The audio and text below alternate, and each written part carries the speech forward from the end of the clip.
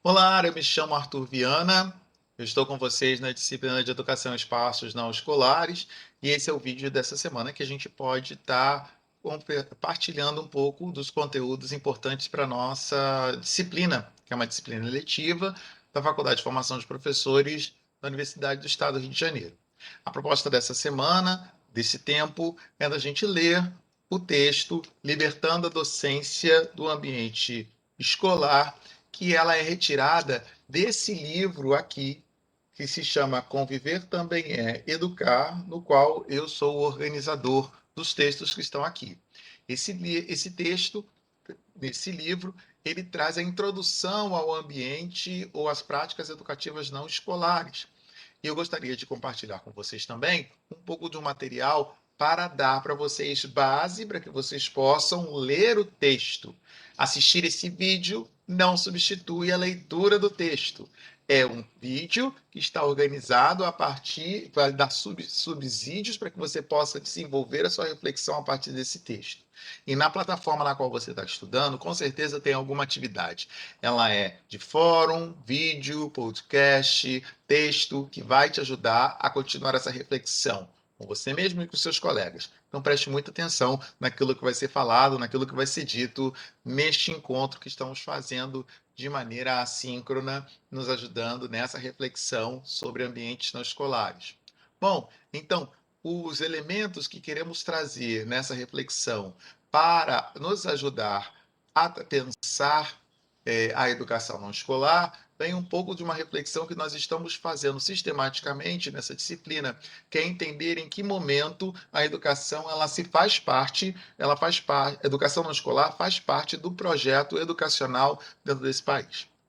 Nas aulas anteriores, nós já vimos que isso já vem desde a nossa criação enquanto país, porém, no século XX, no final da primeira metade do século XX, a legislação brasileira ela joga a responsabilidade da educação, que não é a educação escolar, é a educação social, para a assistência social. Então, pensar os problemas sociais e utilizar a educação como ferramenta para isso é dado a partir de 1940 para a assistência social. Contudo, como a gente, 50 anos depois, com o avanço e principalmente o processo de democratização desse país, o que vai acontecer? A assistência social que se tinha ela tinha recebido da mão da legislação brasileira a incumbência de utilizar a educação como uma ferramenta para a constituição ou o avanço social desse país, ela devolve para a educação ou para o campo da educação com a criação do Estatuto da Criança e do Adolescente, a responsabilidade para educar no ambiente que também é um ambiente não escolar. Isso se transforma num grande problema para nós. Por que se transforma num grande problema para nós? É porque, durante muito tempo, a legislação brasileira ficou focada em constituir escola como espaço de obrigatoriedade nesse país. Só que, em 1990, com o Estatuto da Criança e do Adolescente, a assistência social chega e fala assim: tá, também isso não é responsabilidade nossa. A gente pode até ajudar, nós somos rede de apoio, mas educação é responsabilidade do campo educacional, né, do artigo 205, 206 da Constituição. Não é nosso. Nós temos um campo próprio e devolve para os responsáveis, os profissionais da educação, a responsabilidade desse processo de ensino-aprendizagem. E aí nós ficamos nessa patinação, que é não saber muito bem o que queremos formar. Queremos formar um profissional da educação para a escola, ou também temos que formar um profissional da educação para o ambiente não escolar, né? E aí vem as dimensões das políticas públicas educacionais ou voltadas para a educação, que está sempre, constantemente apontando, veja, é, temos coisa para fazer. O nosso ambiente também é um ambiente não escolar. E isso fica sempre sendo trabalhado como um elemento que é um elemento secundário dentro desse processo, né? Vamos ver isso, e o texto também ajuda a gente a entender isso, na dimensão da LDB. Por quê? Na LDB de 93, 94, 96, o artigo 3º, ele vai falar o que é o ensino, ou vai configurar o que é o ensino nesse país. E, ao configurar nesse país o ensino, se vocês perceberem, nos últimos é, incisos do 10º até o 13º, falam que ensino é entendido, né, a partir dos seus princípios, como também práticas não escolares, a partir da valorização da experiência extraescolar, no inciso 10. No inciso 11, a vinculação entre o escolar, o trabalho e as práticas sociais. No inciso 12, a consideração com a diversidade étnico-racial, que vai falar de uma dimensão cultural e que é um enxerto de 2013. E o mais recente enxerto da LDB, falando a respeito da educação não escolar, que é o inciso 13º, que fala da garantia do direito à educação e aprendizagem ao longo da vida. Com esse inciso 13º, colocado em 2018, as próprias políticas e a legislação brasileira, ela assina um tratado de assumir verdadeiramente a prática educativa não escolar como sua. Então, se a educação ela é um direito e a aprendizagem, ela se dá ao longo da vida. Não existe escola ao longo da vida. O que existe são instituições sociais ao longo da vida. E essas instituições sociais, que não são a escola, também são direito de processos de ensino e aprendizagem para todos os brasileiros. Então, os profissionais da educação devem se preparar para isso. Isso ainda não está claro nesse país, né? Mas nós podemos intuir por onde vai essa história, né? Quando pegamos, por exemplo, as diretrizes curriculares do curso de pedagogia, em 2006, em que amplia essa ação do pedagogo para ambientes de educação profissional, na área de serviço, apoio escolar, em toda e qualquer área de conhecimentos previstos, pedagógicos que são previstos, né? As de 2015, que é as diretrizes curriculares no quais a maioria de todos aqueles que estão fazendo esse curso participam, pessoal de história, matemática, geografia, ciências naturais, biologia, o que seja, em que vai falar que a educação ela se desenvolve em espaços que não somente são os escolares, mas os espaços de convivência humana, né, nos movimentos sociais, nas organizações da sociedade civil e nas relações entre a natureza e a cultura. Então, faz parte da organização e da formação continuada e de todos os processos de formação pedagógica de graduando, seja de primeira ou segunda licenciatura, esse foco que é o ambiente não escolar, né? E, mais recentemente, o Plano Nacional de Educação. No Plano Nacional de Educação, nós percebemos isso.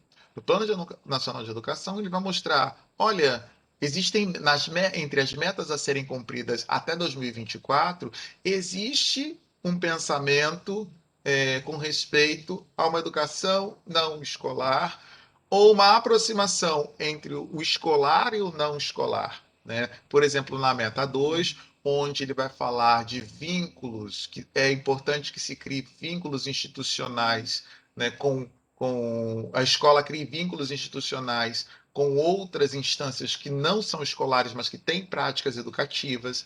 A dimensão e a valorização, novamente, do que já estava escrito na LDB, que é o exercício das práticas extracurriculares dentro do ambiente escolar, e a prática extracurricular é uma forma de nós realizarmos prática educativa não escolar, que é a não formal e a informal, dentro do ambiente escolar. Então, isso dá a meta 2. Na meta 6, que é a constituição ou papel da escola no ambiente de rede social, ou seja, que vai fazer com que aproxime a escola de espaços socioeducativos, e os espaços socioeducativos são aqueles de medidas protetivas, aqueles que retêm crianças que estão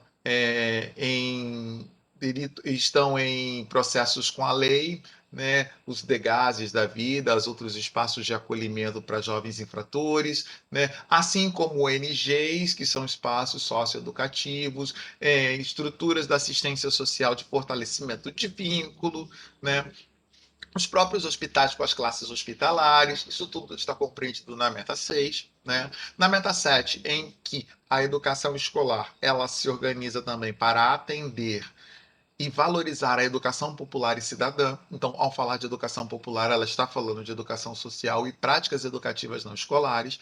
E na meta 13, como também a questão da formação desse educador no ensino superior, levando em consideração as diversidades do contexto social em que eles se encontram e as outras instituições nas quais ele também transita.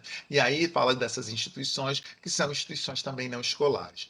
Vejam, todas essas ideias, seja pelas diretrizes curriculares do curso de Pedagogia de 2006, seja pelas diretrizes curriculares dos cursos de licenciatura de 2015, e inclusive o Plano Nacional de Educação, do que vai de 2014 até 2024, vai haver na construção de uma reflexão sobre o conceito de docência, que está atrelado ainda de maneira consensual e histórica à escola, mas não é verdade. Se nós juntarmos esses conceitos e essas formas com as quais são ditas na legislação, docência não é o lugar apenas da escola. Docência, ela é uma prática de educação, independente do ambiente em que ela se encontre, seja escolar e não escolar. Por isso é que nesse livro faz sentido nós falarmos de uma educação, uma docência ampliada, que é a tentativa desse material de entender a docência de algo, a docência maior, aquele sujeito, aquele profissional da educação formado,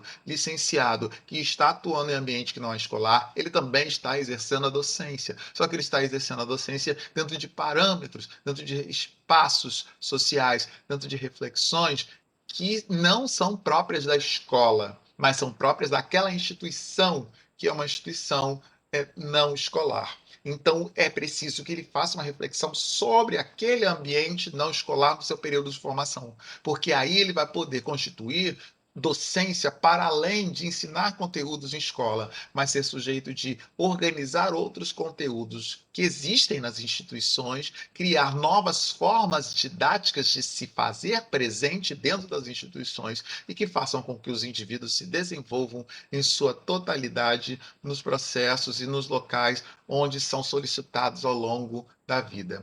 Isso também não é uma reflexão apenas minha, como autor desse livro, como autor desse texto, mas também de outros autores que vão trabalhando essa mesma dimensão, como Libani Pimenta, né, e já desde 1999, como o Ninfa Cabral, né, e tantos outros que podem ser articulados dentro desse contexto, que fazem parte ou não do campo do saber da pedagogia social. Né? Então, esse texto também vai nos ajudar a entender, quando vocês lerem, os espaços constitutivos desse ser professor fora da sala de aula, ou melhor dizendo, ser docente fora da sala de aula.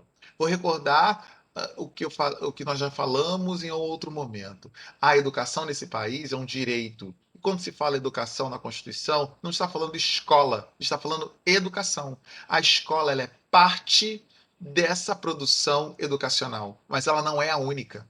Ao contrário, se pensarmos na divisão clássica da educação em educação escolar, né, que é formal, a educação não formal e informal, que seria um ambiente não escolar, a educação ela é dividida em terços, né? E a escola ela é apenas um terço no meio da grande educação ou do direito à educação que faz com que o sujeito, o cidadão brasileiro, se desenvolva como tal.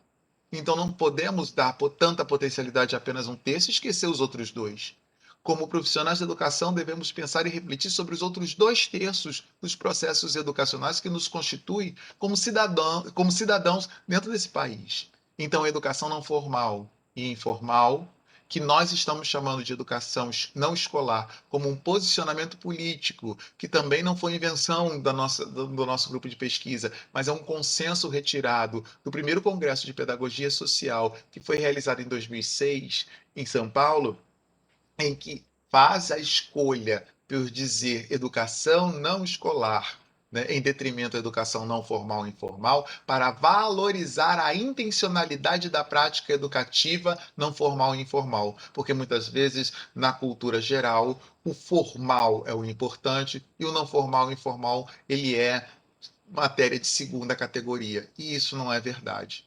A educação escolar ela é fundamental e importante enquanto país, enquanto cidadania, mas a educação não escolar, que é a não formal e a informal, também tem o seu poder. Até porque não passamos a vida toda na escola. A escola ela é um momento da nossa vida, mas o processo de ensino-aprendizagem, que é dado nas instituições não escolares e informar e não escolares, ou seja, não formal e informal, ela acontece até o dia da nossa morte. Nós passamos mais tempo aprendendo fora da sala de aula do que dentro da escola. Então, é importante valorizarmos esses locais de encontro, esses locais de aprendizagem, e devemos nos prepararmos corretamente para não somente fazer reflexão do que acontece lá, mas que possamos pensar de que forma podemos contribuir para que esses espaços sejam verdadeiramente espaços de potencialidade de ensino-aprendizagem para toda a sociedade civil brasileira.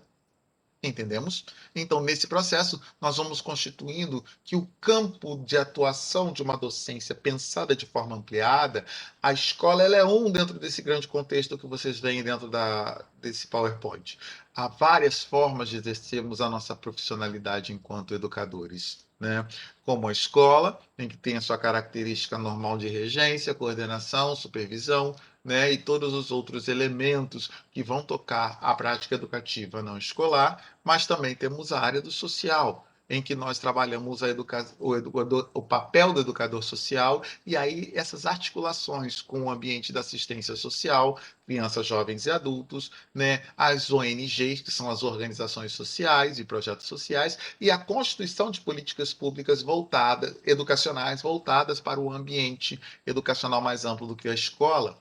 Também temos a exercício da docência, a prática da docência no mundo do trabalho. É o que comumente chamamos de pedagogia empresarial. E aí, esses sujeitos se fazem responsáveis pelas rotinas de aprendizagem dos grupos sociais que se encontram dentro das empresas, porque as empresas também são lugares de produção de conhecimento, de organização, de avaliação de rendimentos e de um outro lado, a formação e a presença nos sindicatos, que são formas e espaços de lutas de direitos e deveres desses sujeitos frente à questão do capitalismo e à questão da reorganização da sociedade brasileira.